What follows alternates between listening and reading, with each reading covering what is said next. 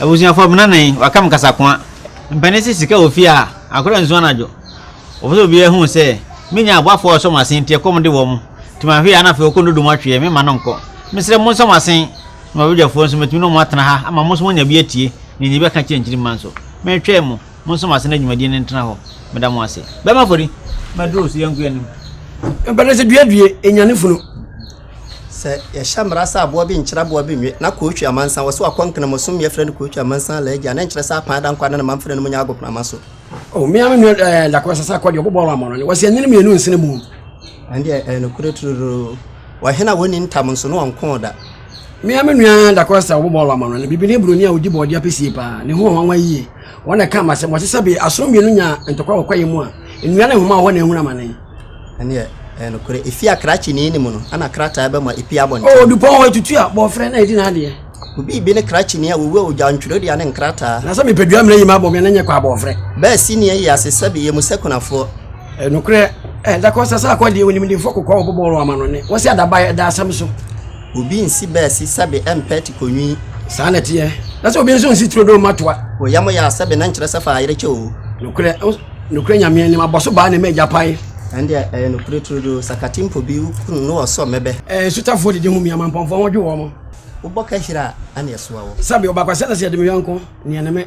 okote sabo bi si mu nua so a ngase so ran so kete so le yeso wo sere don ko hira ma wo a won tene dwom o tati aso nsa hia dum so nyame bo na ma na fro da nya abotire kuma boata nya abotire dwa aboata te ehunu ne mra bo o na nya abotire so ko zongo so nya beti padi no kure ja saye ma brebo ne bonma fa mo ho adran kase ne takire medi wo ma woda ewie sabe mbra biasa na wo mo so ko du burkan mo tie pa mo na me am so ko ya bre me ne sasa bonse ma twempena wo mpena ba na sabe mo tie na mitim fa kwadu betimi nsi na siwa ewie so be sra obese an sra abode sansa be senya dia ne bode be sepa ne ko na ha ba etase ne banyansafo kwanche du se su abrefo ebu a abrefo bre pa ata de enso do wona na etie hwe asifo ye wa bre no wona ma na bre su yakota mana chi afie no nkyiri se odi bomo eno krenya ko bani nsu be tenko bo nsu mo nche na anu ado ohoho nkyire bom kwan wasi be sana tade no won so ban me ba eno se fasipi hoho be kyire bom kwan no na fi mani na do mani aka kyire sa be no hoho nkyire bom kwan kata sini nti fa be no foforo man why ansa no hoho be twa kromani mpo ana firi de kromani aka kyire no kaji be fa ne fra be wo ohoho nso na honya ye kromani ya anaka ya twa ni munyame na na ebu afaso yi ne fili tete ye do hoho na chichiri kuru ai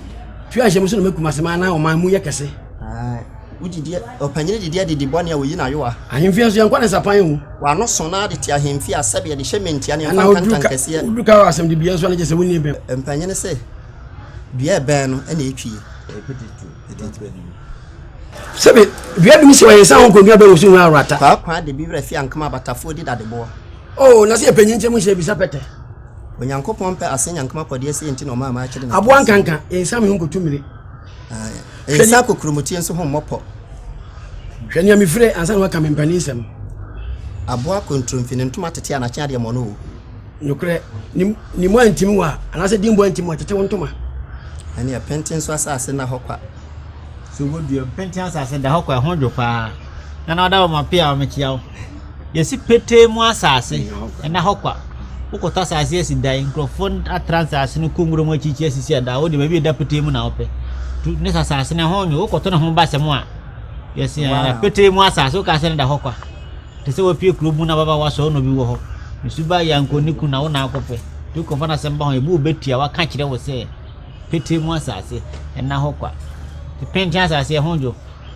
wo be bi akona na ho na ma bia mu atra kama wate sabe no me brane ne ubie mu bio yanku ya ni tafre hu na sanyina fra akokwa ntwa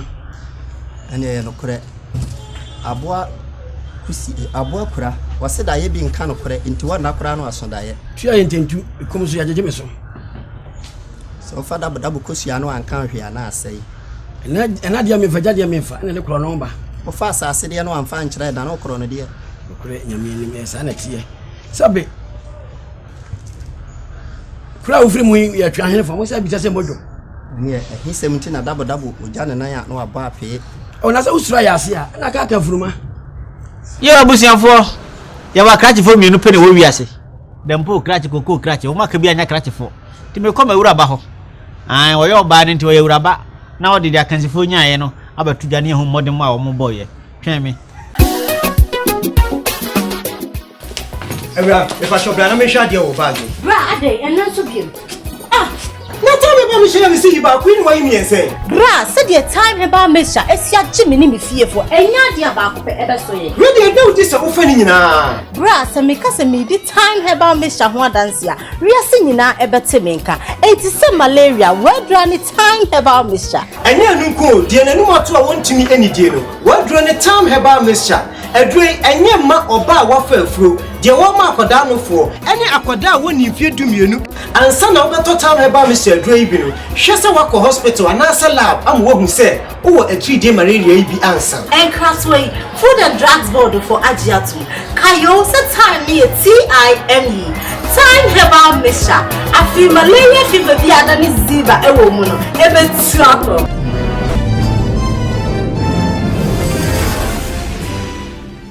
Piao akraba masom musomfo ohini ni Ebebuo a Appiah do de seponkono ena de ema akansifo no buye no ebrew ena akansie no na eyeye nuabarima osei kwabena a ofri nkare to ase ene ye nuabarima ko Ofori a dodo na afre no twentwen kuma ono nso fri amanse ena ebesi akan no yeto omo ayrem no omo kun etipenkun e kire se obi antumi amfa ne yonkun etiko anka fom osei kwabena bu manu mu aduowoche ena oto petetuo mienu ye nuabarima ko Ofori enso bu emanu aduowoche ono nso to petetuo mienu enti ekwawie ye no omo mienu obiara nya aduoson woche eni ntina empanifo se oyosi na se wansane si a eni ebehu de ore abrewa nkruma medamu ase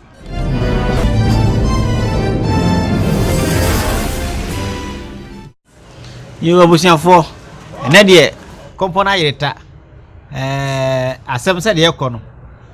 afane afa omo kontipenkon na amamedum na asi so se mframato no mo ba madika kachem se boro ni na Asante di ye mframato a se no mbodi a komo kontipenkon ke se apɛ ahomjibra sa ato mo so bro ne se extra time ana mo kan se injury time enti mepe da foforo na mo sa na o mo hia se de o mo kontipenkon mo che se obia eye Berma na sa na mehwehwe me da o mo ase so mo abo me Berma mo moni adwuma ya me de hie edu o sa fam de chire jamo mo be so masen na ye